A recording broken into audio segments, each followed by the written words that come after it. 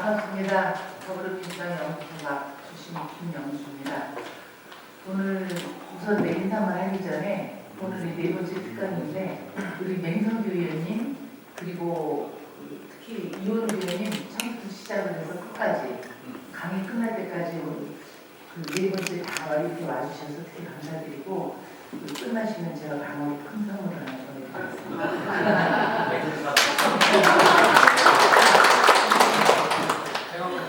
마지막까지 보셔야 되는 거 아닙니까?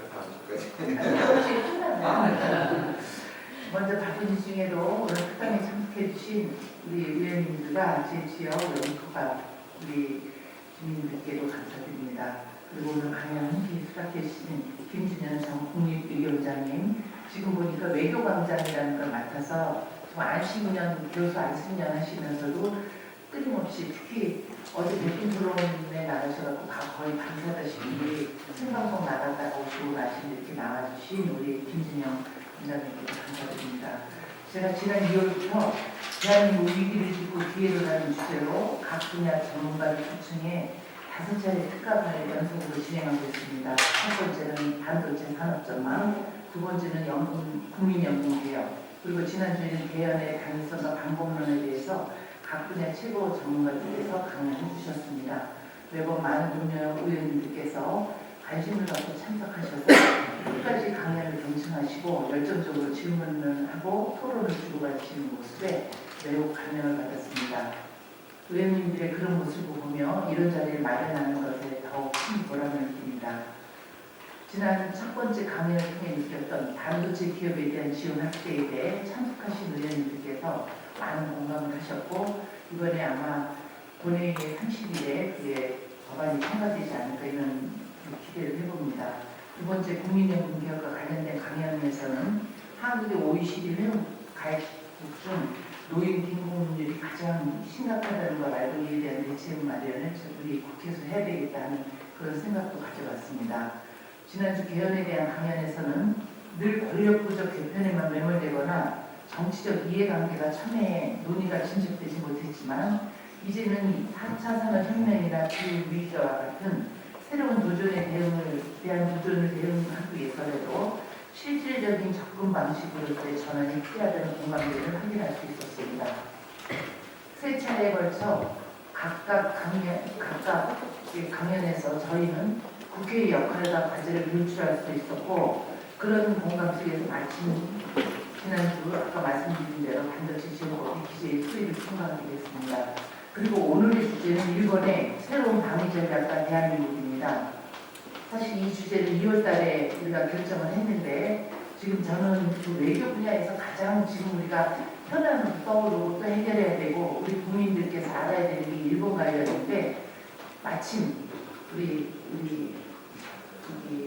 김준영 특히 외교지만 일본 전문가이신 김준영 우리 원장님께서 오늘 좋은 얘기를 해주실 거라 생각합니다.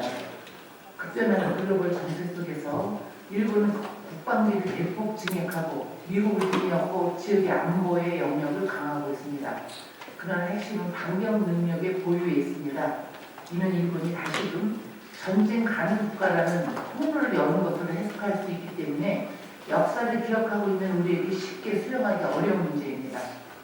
잘 아시는 것처럼 지난주 한일 정상회담이 있었습니다.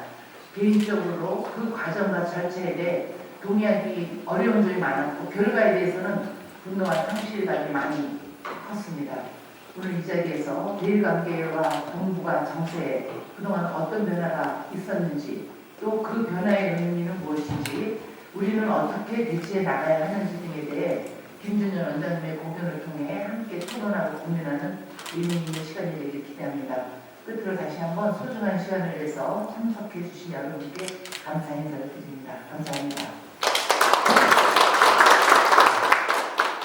우리나라의 운명을 바꿀 수 있는 그러면서도 기자도 데려가지 않고 비밀회담을 했던 한미일 정상회담 이게 우리의 운명을 바꿀 수도 있다고 제가 소름 끼친다고 얘기한 적이 있습니다. 그게 지금까지 이어지는데 그 다음날 윤상현 의원이 페이스북에다가 저를 반박하고 이렇게 얘기를 했습니다. 원래 제가 조지 워싱턴에서 같이 공부했어요.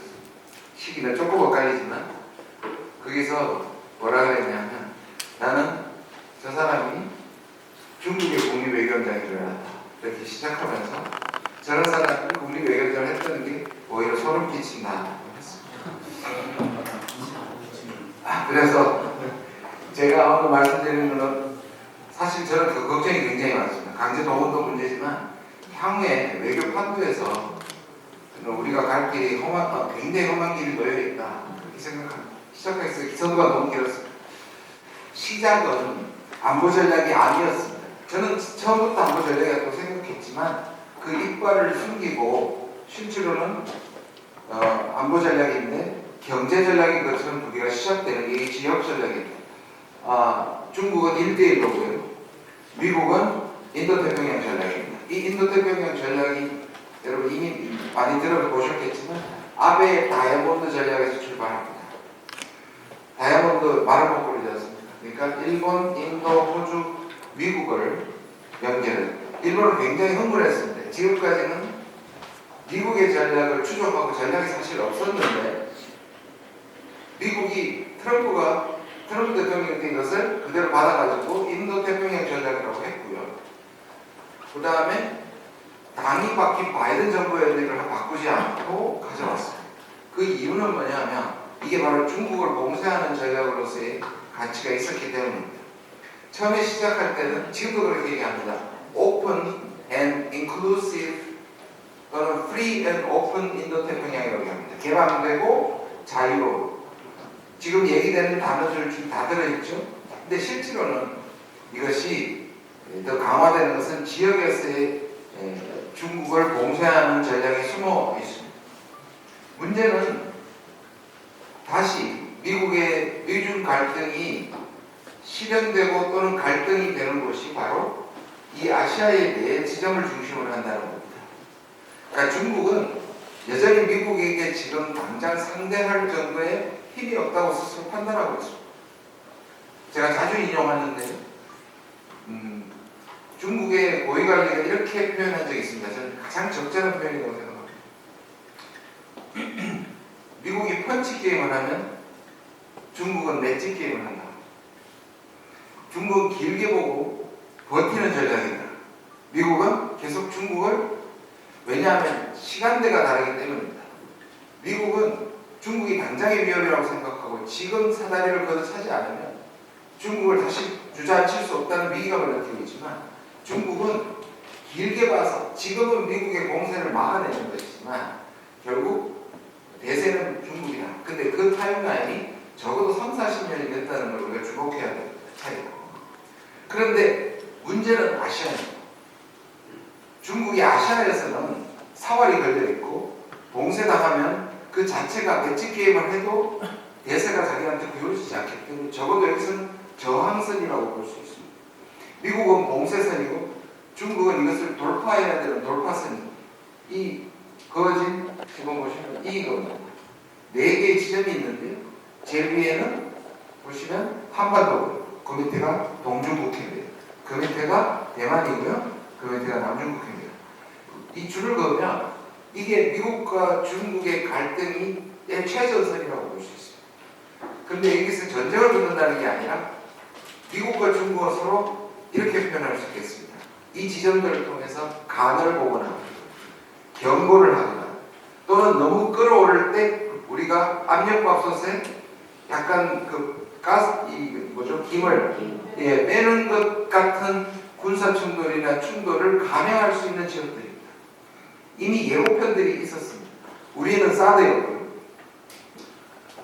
미국의 무기를 했는데 중국이 우리를 제재했는데 왜 미국은 중국을 상대하지 않고 중국은 왜 우리를 상대했을까? 이게 사실 여기서 벌어지는 일들입니다. 생각구 여러분 기억나시죠? 중국하고 일본이 부딪혔을 때 미국이 일본 편을 들면서 문제가 됐을 때고요. 뭐 대만은 더 이상 설명할 필요가 없고 밑에 보시면 남중국해 인공섬을 둘러싸고 부딪힙니다. 그래서 향후 이 지점들은 미중 갈등의 최전선에서 지정학적으로 충돌하고 갈등이 전가, 저는 이렇게 표현합니다. 미중이 직접 부딪히지 않고 갈등을 전가할 수 있는 곳입니다. 커트 캠블이 지금 미국의 백악관에서 대중정책을 관장하는 분입니다. 저도 아주 잘 알고 몇 번 만났습니다. 이분이 소위 말하는 중국 차라고 부릅니다. 차. 그러니까 별명이 중국 차입니다. 미국의 중국 관련한 것을 다 총괄하는데 Foreign Affairs에 자기 미국의 향후 중국 전략을 비스포크 전략이라고 했습니다. 비스포크는 상당히 미국에서 잘 안 쓰는다는데 한국 사람도 모르는 사람이 없습니다. 삼성전자 때문에. 비스포크가 이 맞춤형이라는 뜻입니다.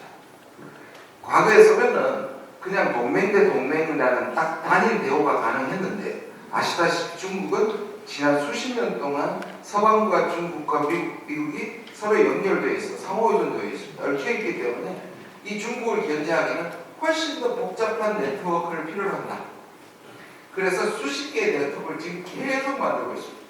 주요 3개짜리, 4개짜리, 5개짜리, 10개짜리, 13개짜리 그러니까 주요 이 중에 이 외에도 많지만 그러니까 핀포인트로 이슈별로 중국을 봉쇄하는 전략입니다. 3을 보면 오커스죠. 오커스 이름 참 잘 지은 것 같아요. AU, UK, US 아까 호주에서 말했는데 자, 미국은 이렇게 네트워킹을 하지만 핵심 국가들이 있습니다. 오커스는 호주가 핵심입니다. 그리고 아시다시피 호주에게 프랑스와의 디젤을 하고 어마어마한 잠수함 계약을 다 파기하고 원자력 핵잠수함을 준 것은 뭘까요? 결국 이쪽 아시아 바다에서 호주가 중국을 견제하기 위해서 미국이 원자력 핵잠수함을 주는 과감한 조치를 했습니다. 그러면 4는요, 쿼드입니다. 쿼드의 핵심은 누굴까요? 인도입니다. 윤 정부가 쿼드에 가입하려고 계속 후보 때 매기지만 미국이 원래 선을 그었습니다. 물론 쿼드 플러스에 갈 가능성은 여전히 남아있지만 쿼드의 핵심은 인도입니다. 인도는 미국이 생각할 때 중국을 대체할 수 있는 최고의 카드예요. 원래부터 인도는 세계 1위 인구 국가고요.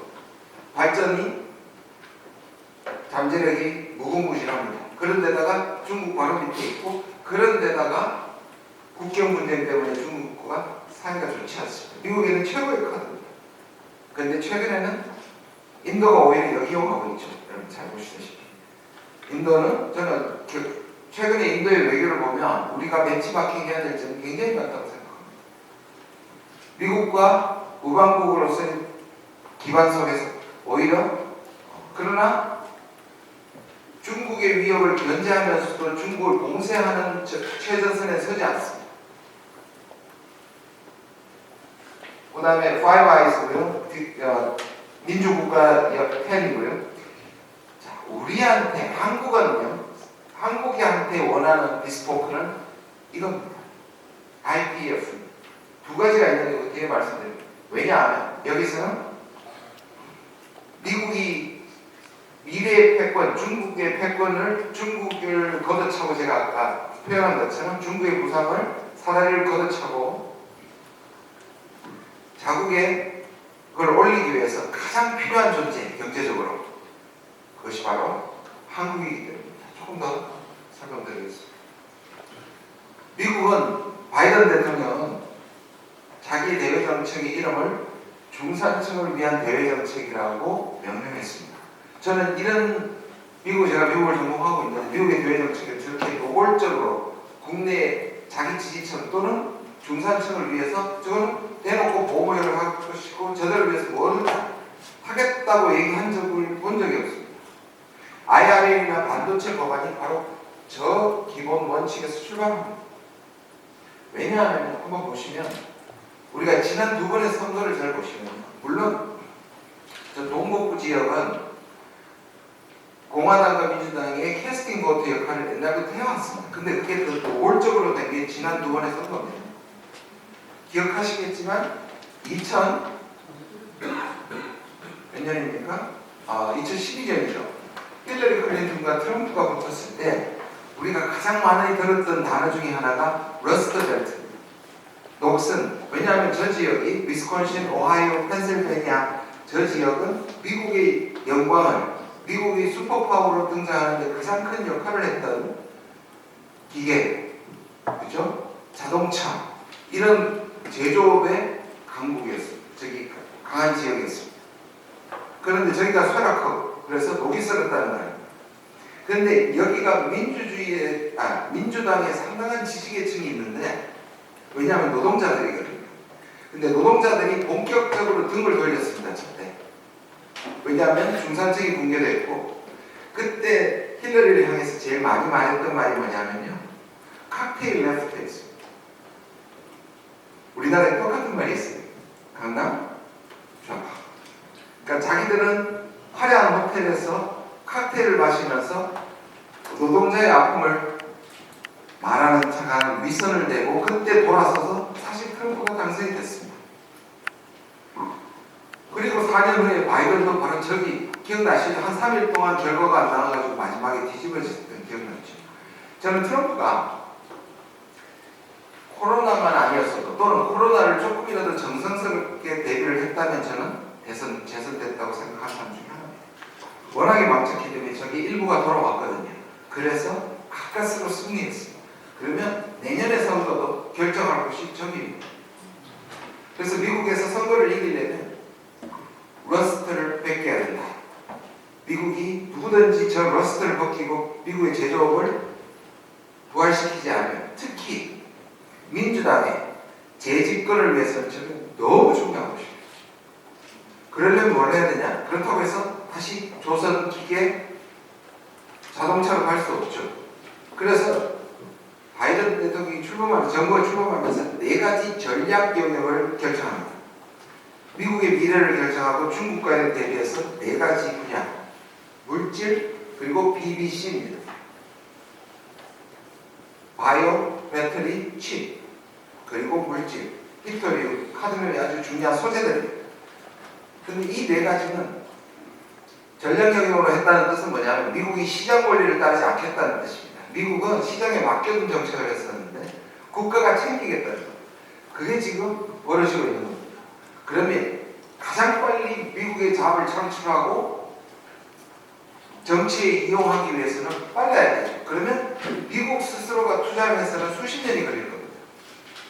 여기에 꼭 먹고 알 먹고가 뭐냐면 중국을 배제하고 거기다 채워넣을 수 있는 가장 경쟁력 있는 국가에 투자를 받는 것이겠죠. 그게 바로 그 핵심이 우리입니다. BBC를 이 3분야에서 세계 정상급 능력을 가진 유일한 국가가 한국입니다.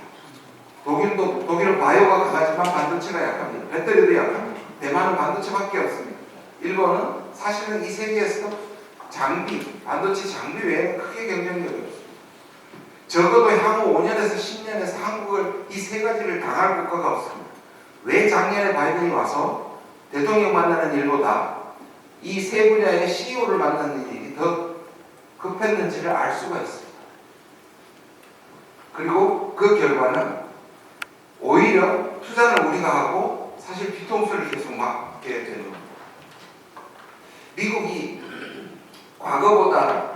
미국이 예를 들어서 중국의 반칙 행위 때문에 주변국한테 단결을 원하고 중국의 반칙 행위에 대해서 오히려 보호무역 정책을 하는 것은 어느 정도 정당성이 있습니다.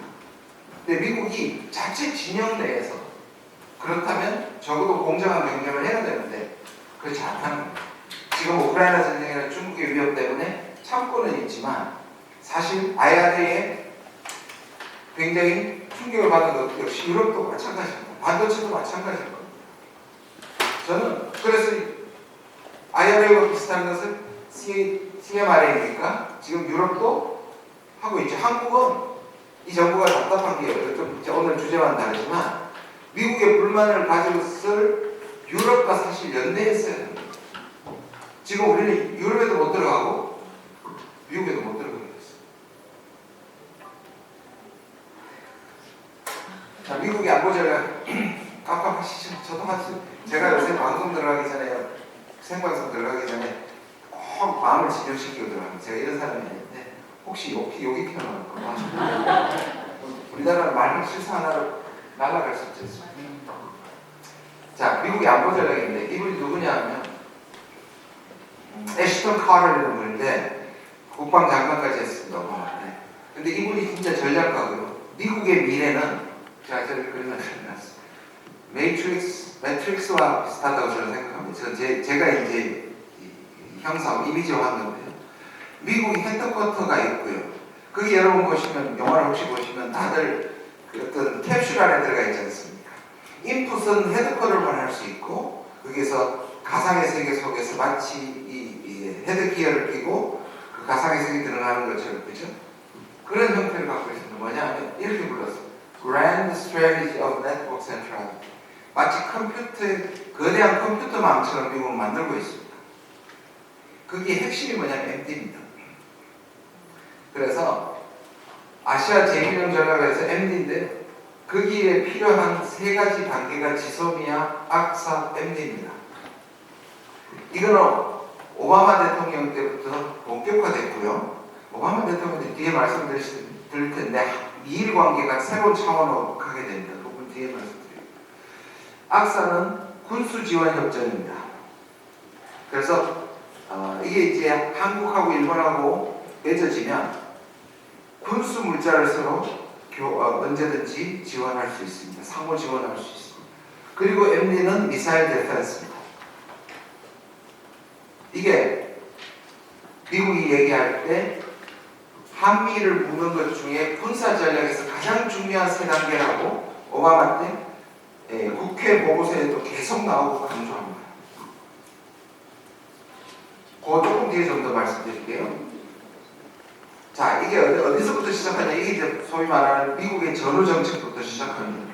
미국이 이 유럽에 대해서는 최우선 순위가 있었고요. 유럽은 한 개로 묶는 방식으로 유럽을 단결시킵니다. 그게 바로 나토죠.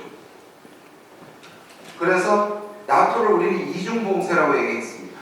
미국 스스로 왜 이중봉쇄냐면 소련을 비롯한 공산주의를 봉쇄한다는 의미가 있고요. 그리고 내부적으로 독일이 재무장하는 것을 막는다는 것이 있었습니다. 그게 다른 국가에 통했고 그래도 못 믿으니까 독일은 분단이 됐죠. 근데 아시아는 두 가지가 빠지게 됩니다. 전범 국가였던 일본이 이 분단이 되지 않고 우리가 분단이 됐죠. 이걸 지금의 우크라이나 사태를 보면 잘 알게 됩니다. 왜냐하면 미국은 해양 세력이고 멉니다. 소련 지금은 중부 내륙 세력입니다. 그렇게 되면 완충지대가 필요합니다. 저는 러시아가 왜 우크라이나를 정복하지 않으려고 하느냐면 정복해버리면요 다시 나토하고 접경이 됩니다. 이게 우크라이나의 비극입니다. 제가 예측컨대 우크라이나는 분쟁 지역하고 분단될 수 있다고 생각합니다. 우리처럼 몇 년을 전쟁하면서 지칠 때 오히려 강대국이 이 우크라이나를 저는 분쟁 지역화해서 완충제대로 만들 수도 있다. 물론 아니면 다행이지만요. 사실 그럴 때 미국이 아시아에 펼친 전략을 샌프란시스코 시스템이라고 부르고 그것을 허브 앤 스포크스라는 말로 부릅니다. 보시면 허브이 중간에 허브입니다. 자전거나 자동차 바퀴처럼 생겼다고 해서 이걸 허브 앤 스포크라고 합니다. 미국이 각자의 수많은 양자 군사동맹을 맺습니다. 여기는 연결 안 시켰어요. 이걸 연결시켰으면 바로 유럽식이 되겠죠.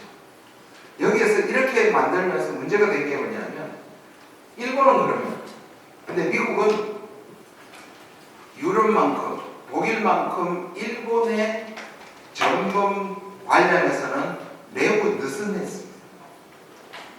그건 일본 자체의 문제도 있었지만 미국은 아시아를 모른다고 생각했고요. 아시아가 덜 중요하다고 생각했기 때문에 일본이 35년, 우리에게 35년, 일본이 구축했던 네트워크를, 플랫폼을 그대로 이용하는 것이 훨씬 더 유리했기 때문입니다. 그건 우리 한반도 정책에서 볼 수 있죠. 일본을 용서해주면, 7.18을 용서해주면 이들이 충성을 하게 될 것이고, 미국은 일본을 통해서 한국을 관리할 수 있다는 것이 기본적인 생각이었습니다. 그래서 물론 전범에 대해서, 그리고 하나의 보장은 있죠. 그게 바로 평화 헌법입니다. 일본의 재무장을 막고 그러니까 두 가지가 있잖아요. 하나는 과거에 대한 그 전쟁 범죄에 대해서 처벌을 하는 것이고, 하나는 다시 전쟁을 일으키지 못하게 하는 것은 장치인데, 훨씬 더 유럽보다 독일보다 약했고요. 미국의 정책이. 특히 이 부분에 있어서 헌법으로 묶어놨습니다. 미국은요, 한반도에서 이 구조를 잘 보시면요, 우리가 보통 남방삼각동맹, 북방삼각동맹이라고 얘기하는데요, 사실은 삼각형이 아닙니다. 보시면 위에서 보면 삼각형처럼 보이지만 두 개의 양자동맹이 연결되어 있는 구조입니다. 그렇죠? 남쪽 미국 중심으로 두 개의 양자동맹이 연결이 되어 있습니다. 그렇다고 해서 일본과는 우리가 동맹이 아니죠. 적어도 공식적으로 동맹이 아니죠. 북쪽은 이렇게가 아니고요, 북한이 중심이 돼서 두 개의 양자동맹이 형성됐어요. 이게 냉전의 구조입니다. 그러니까 이것도 조금만 들으면, 북한과 미국의 적대적 관계가 해소되지 않으면요, 한반도에서는 이 구조가 해결되기 힘듭니다. 그러니까 통일이 될 때 이 현상을 변경하려면 이 동맹의 핵심을 갖고 있는 이 두 국가가 적어도 한반도 문제에 있어서 화해하는 방식, 미국이 하는 대로 해야 된다는 뜻이 아니라 적어도 한국이 주도하더라도 저 적대 관계를 해소하지 않으면 어렵다는 말씀을 드립니다. 근데 미국이 여기를 연결시키고 싶은 생각이 계속 발생합니다. 왜냐하면 처음엔 소련이었고 지금 중국입니다. 왜냐하면 미국은 멀리서 강력한 패권 갈등을 하고 있는 국가를 견제하기 위해서 이것을 연결시키는 것이 매우 중요합니다. 이번이 처음이 아닙니다. 80년대 초에 보시죠. 설명 필요 없죠.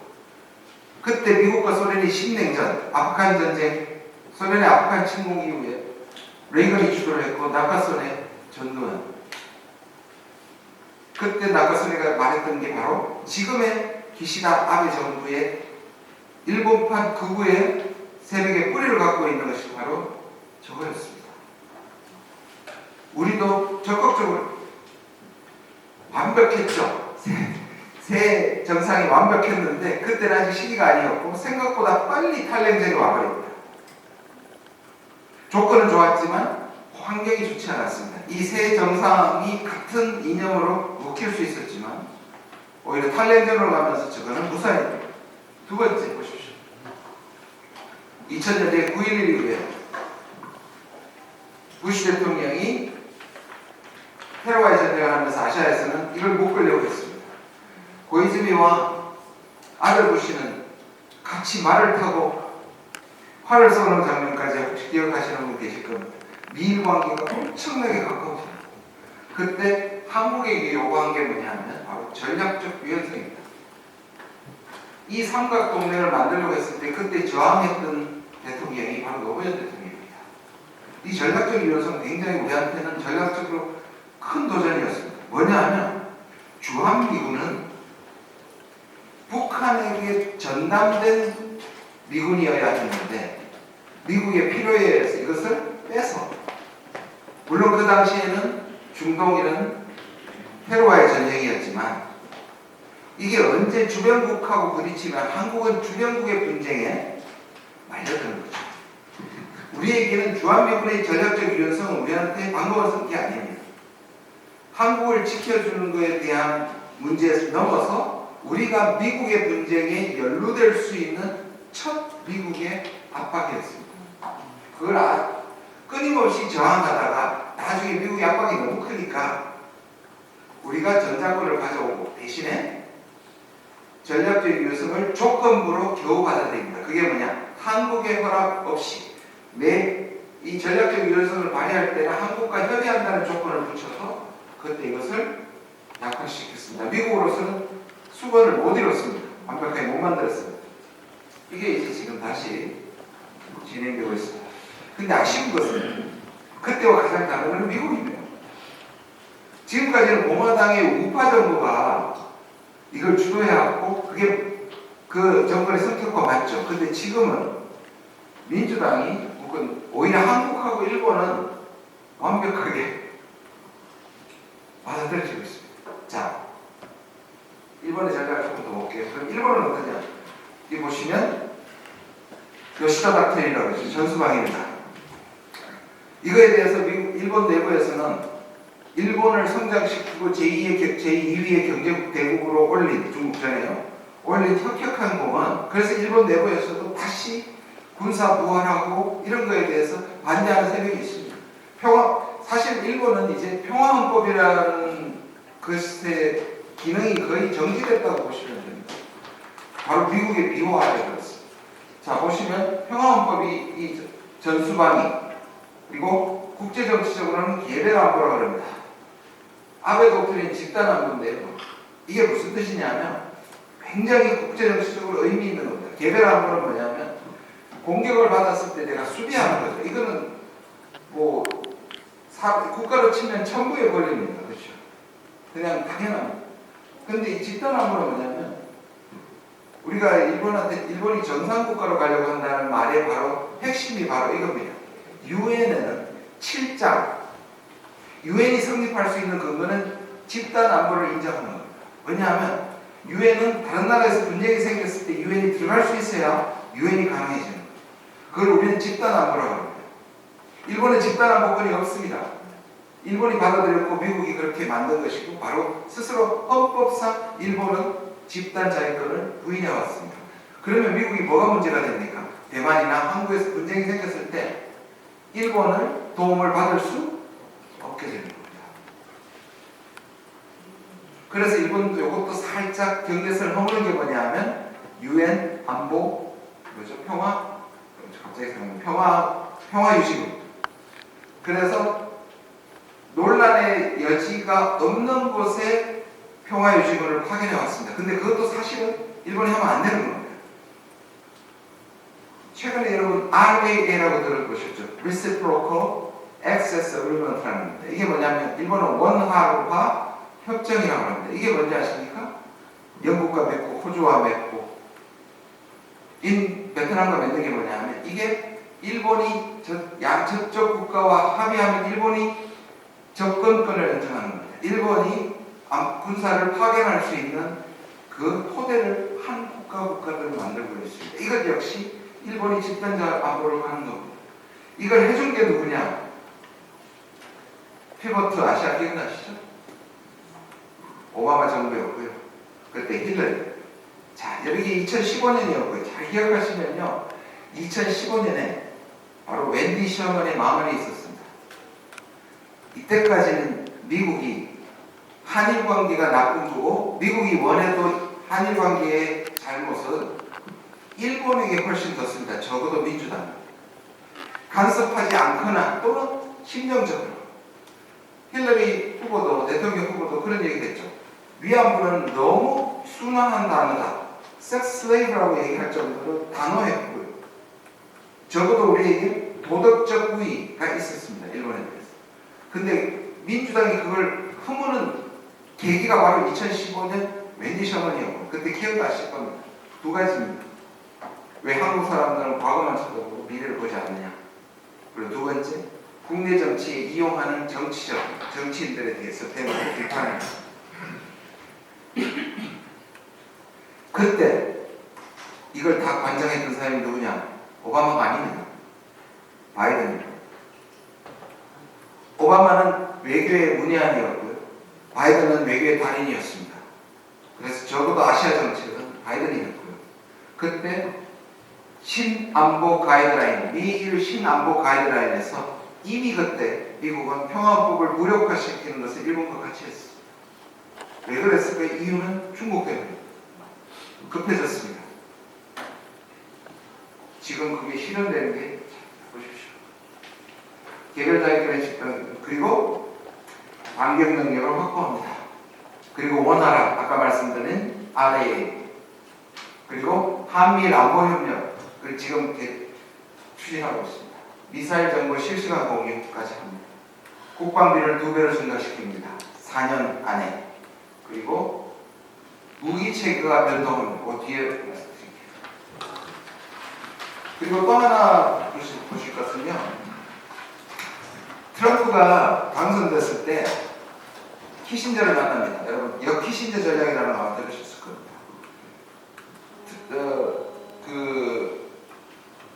키신저가 트럼프한테 꼭 하나 계속 강조한 게 있었어요. 대통령이 막 되고 나서, 막 되기 직전에 2번 만났는데, 과거에 소련이 강했을 때 중국을 불러들여서 소련을 견제했던 방법이 키신저 전략. 소련과 가까워지는 것을 용납하지 않습니다. 그래서 사실 레이캬비크에서 푸틴하고 좋은 얘기했다가 역풍을 맞아가지고 사실상 폐기됩니다.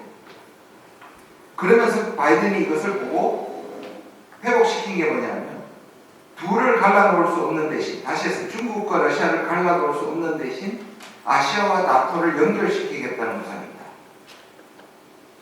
이거 굉장히 미국의 전략에서 꼭 눈여겨보셔야 됩니다. 그리고 우리 대통령이 바로 나토에 갔고, 그때 나토가 전략 개념을 바꿉니다.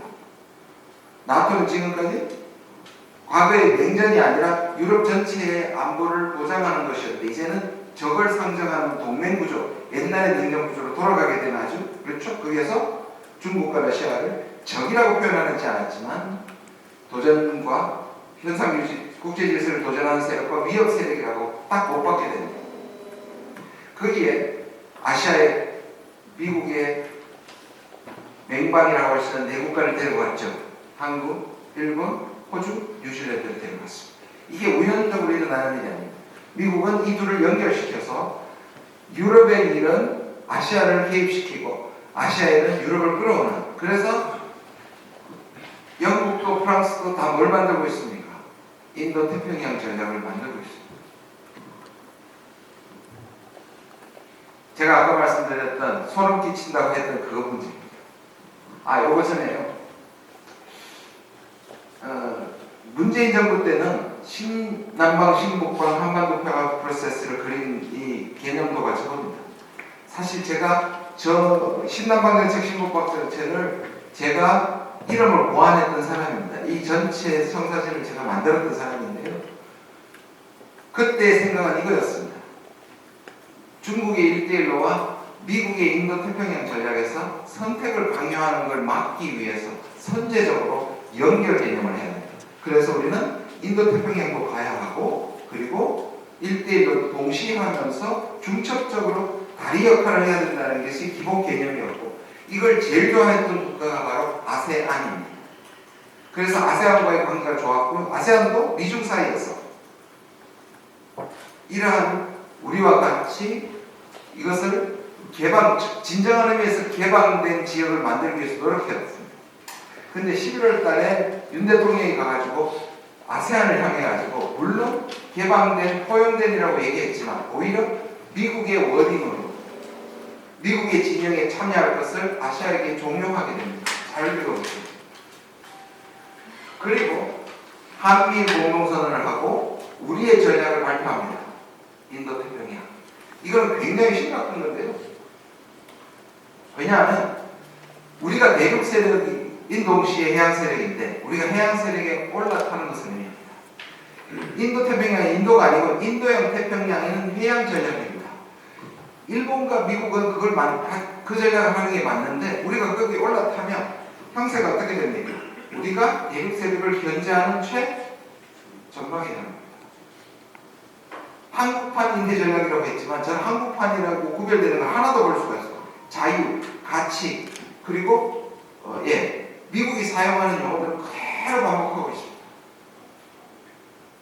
그 푸놈펜 선언을 할 때, 그리고 지금 보시면 북한이 도발을 할 때 옛날에는 한미동맹이 대처한다고 했는데 주어가 다 바뀌었습니다. 얼마 전에. 무조건 한미입니다. 미국이 한국에 바라는 두 가지를 요약하고 넘어가면, 하나는 경제 안보. 그래서 아까 말씀드린 것처럼 중국을 차내고 그 공백을 한국의 제조업 능력으로 채우겠다는 겁니다. 그래서 앞으로도 저는 IRA, 반도체, 바이오까지 사실상 계속 저는 IPF 가야 된다고 생각합니다. 근데 가더라도 얻어낼 것을 얻어내고 전제 조건을 하고, 예를 들어서 IRA 같으면 우리가 배터리 공장을 세우는 대신 한국산 배터리는 본토와 같은 특혜를 준다는 조건을 바꿔 투자했었어요. 그렇죠? 반도체도 기술 유출이 안 된다는 보장을 바꿔 준다든지. 그런데 미국의 바이든은 바로 기업을 상대로 치고 들어가거든요. 보셨잖아요. 그러면 한국이 들어가서 기업과 함께 전략을 짜서 투자라는 레버리지가 있잖아요. 투자라는 시대가 있으면 그걸 주면서 얻어낼 걸 얻어내야 되는데 마치 똑같습니다. 지금 일본한테 다 주고 선의에 기대하는 것처럼 미국한테 다 주고 선의에 기대합니다. 미국이 무슨 선의가 있습니까? 이익 앞에서. 미국은 얻을 걸 다 하는 꽃놀이 편을 지금 하고 있는 겁니다. 우리가 다 정해지고 난 다음에 가서 바꿔주세요 합니다. 굉장히 유사하지 않습니다. 제가 가장 걱정하는 부분입니다. 보시면요. 아까 말씀드린 공동성명의 8가지인데요. 지금 표면에 나타난 거고요. 핵심 중에 핵심이 아까 말씀드린 한미일 미사일 실시간 공유입니다. 지금 지소미아 가지고 하는데 이 상징적으로 중요하지만요. 저거는요. 지소미아를 훨씬 뛰어넘는 겁니다. 여러분 지소미아는 말하자면 공인인증서입니다.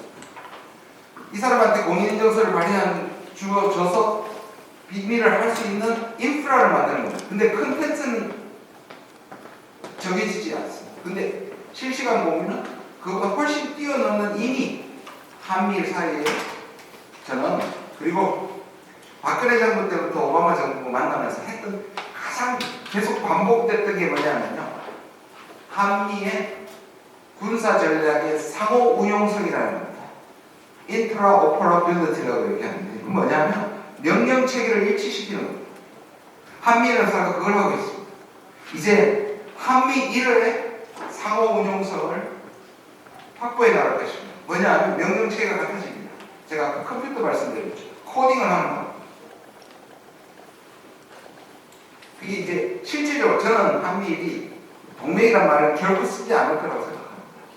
그래서는 장애물이 생깁니다. 그러나 안보 협력을 확대시킵니다. 문재인 정부 때도 이걸 확실히 못 박았습니다. 뭐냐? 일본과 특정 이슈에 관해서는 협력할 수 있다. 대북 문제, 재난 구조. 그러나 동맹은 아니다. 이게 정답이에요. 저는 이때 무슨 적어도 합의가 전체적인 공감대나 청사진이 이때 나왔다고 봅니다. 저는 저때 계속 주장했습니다. 국회에 와서 설명해라. 무슨 합의를 했느냐. 왜 보도자료만 주고 기자도 안 내려가느냐. 그런데 보십시오. 그 다음 달 11월입니다. 12월. 일본의 3대 안보 각서를 바꿉니다. 일본 안보문서 각서가 아니고 안보문서요. 거기에 2가지가 나왔죠. 반경등. 이게 뭐냐 말씀드린 것처럼 선제 타격을 할 수 있는 겁니다. 일본이 선제 공격을 할 수 있는 것을 터놨습니다. 바로 미국이 환영했죠. 근데 저거는요. 그때 논란이 되는 기억나시죠? 북한이 위협이 됐을 때 사실 이거는 북한을 염두에 두는 거니까요. 북한을 때릴 때 만약 일본이 북한을 때릴 때 한국의 허락을 받아야 된다고 우리 정부는 아주 약하게 얘기를 했는데 일본은 한국의 주권은 남쪽에만 있다고 얘기해서 거절했습니다. 그리고 나온 게 뭐냐 바로 이겁니다. 그 사이에 또 아까 말씀드린 상호 원활화 협정이 계속 진행되고 그리고 강제 동원입니다. 이게 뭐냐면 강제 동원은 한일 관계를 묶고 있는 가장 걸림돌이었습니다. 미국이 보기에 걸림돌 중에 걸림돌입니다. 이거 발표했을 때요. 우리는 아침 오전인데 미국은 자정입니다.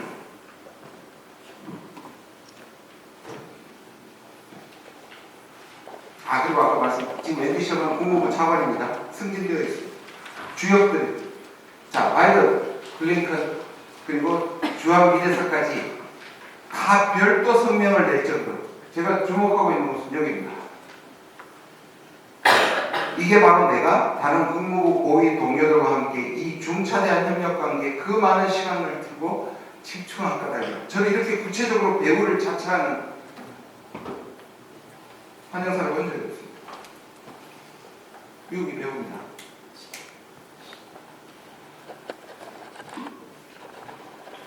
결론을 맺도록 하겠습니다. 편하정하면 편한가. 제가 밀고 있는 말투. 가치회의로 가치가 있는 것. 알다가처럼 보이지만 굉장히 중요한 우리의 자세가 필요하다고 봅니다. 편을 정한다고 편해지지 않습니다. 중국과 러시아가 지금은 가만히 있지만 한미일을 이렇게 묶였을 때 이미 동북아에는 엄청난 군비 경쟁이 일어나고 있습니다. 북한뿐 아니라 우리도 일본의 아까 제가 잠깐 빠뜨렸는데 반경 능력뿐만 아니라 4년 안에 일본은 국방비를 2배로 늘리겠다고 했습니다. 일본이 군사력 4위로 올라갑니다. 더 중요한 건 뭐냐면 일본이 공격용 무기를 가지게 됩니다. 그 중에도 바로 미사일입니다. 일본 미사일은 공격용 무기로 분류되기 때문에 일본은 자기들의 군사력에 비해서 미사일 전력이 굉장히 취약합니다. 거기에 대한 정보 능력을 갖게 됐고요. 이제 무기를 갖게 될 것입니다. 저는 이 네 나라를 보면서 아까 인도 설명했습니다. 인도네시아 보십시오. 러시아와 미국 사이에서 다 이 국가들 다 미국의 우방국들입니다. 동맹은 아니지만 우방국들입니다. 자기 다 챙기고 있습니다. 최근에 사우디 보십시오. 외교는 옵션이 많을수록 좋은데 지난 11개월 동안에 윤 대통령이 만난 국가는 미국하고 일본밖에 없습니다. 중국 30분 만났죠. 다른 외교를 하지 않고 있습니다.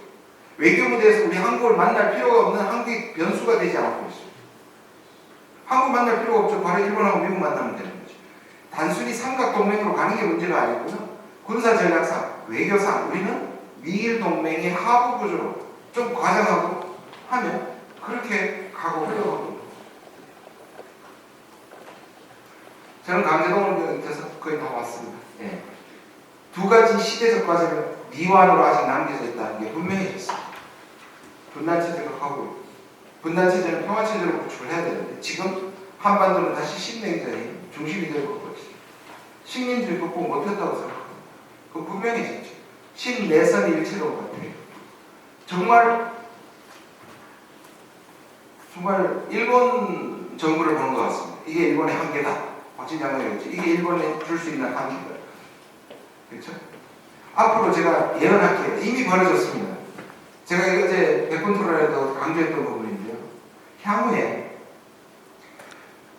일본이 조금이라도 한일 관계에서 좋은 얘기를 하면 한국 정부가 이게 강제동원에 대한 보험 조치라고 포장을 할 겁니다. 일본은 아니라고 얘기하는데 한일 관계에 개선된 모든 것을 다 끄집어내서 한국이 포장을 하게 될 겁니다. 호텔 로비에서 박수 친 것까지 그 호응이니까요. 두 번째, 일본이 만약 한국에 저는 할 거라고 보는데요. 독도, 교과서, 오염수 이렇게 할 때 한국 정부는 일본의 변호사가 되고 일본이 잘못하면 변호사가 되고요.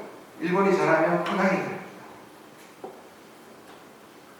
계속 이렇게 공세를 가할 때 한국 정부는 반대를 하겠죠. 유감을 나타내겠죠. 그러나 이 무리수를 둬서 겨우 회복해낸 자기들이 그렇게 했죠. 한일 관계 개선을 자기가 틀렸다는 것을 인정하기 싫어서라도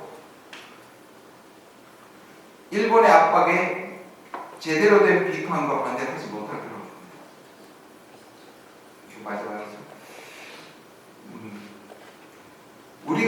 우리 향후 한 3, 40년 동안 저는 미국과 중국의 승부가 나지 않는다고 생각합니다.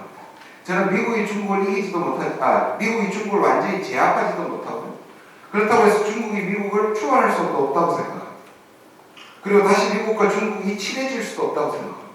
이 세 가지 시나리오가 저는 불가능하다고 생각하고, 가장 가능한 시나리오는 아까 말씀드린 것처럼 자기들의 갈등을 전가시키거나 이 지역에서의 시험대로 사용할 가능성이 매우 많습니다. 그게 대만과 대한민국과 다른 지역들입니다. 그럼 우리는 어떻게 해야 되냐면 향후 30년 동안 우리의 내외 환경에서 가장 중요한 건 세계도 그렇지만 우리는 바로 현장에서 지정학적으로 미중 갈등입니다. 그럼 우리는 미중이 이용하기 좋은 땅이 되면 안 됩니다. 갈등을 전가하기 위해 좋은 땅이 안 되어야 되는데 미중이 가장 이용하기 좋은 땅은 바로 남북 관계가 좋지 않은 지금입니다. 그러면 그들이 보기에 가장 쓸모없는 땅은 뭐냐면 남북이 사이가 좋은 거예요. 그러면 미국이 이용할 가치가 적어지는 겁니다. 그래서 신의 정신은 우리의 외교 전략은 평화 전략일 수밖에 없습니다. 힘을 통한 안보가 그건 중요하죠. 기본인데 그건 지금 군비 경쟁을 불러일으키고 있습니다. 가장 중요한 것은 이 땅을 긴장을 완화시키고 평화를 유지하는 것이 향후 우리 대한민국의 가장 중요한 전략이어야 한다 이렇게 생각합니다. 예, 경청해 주셔서 감사합니다.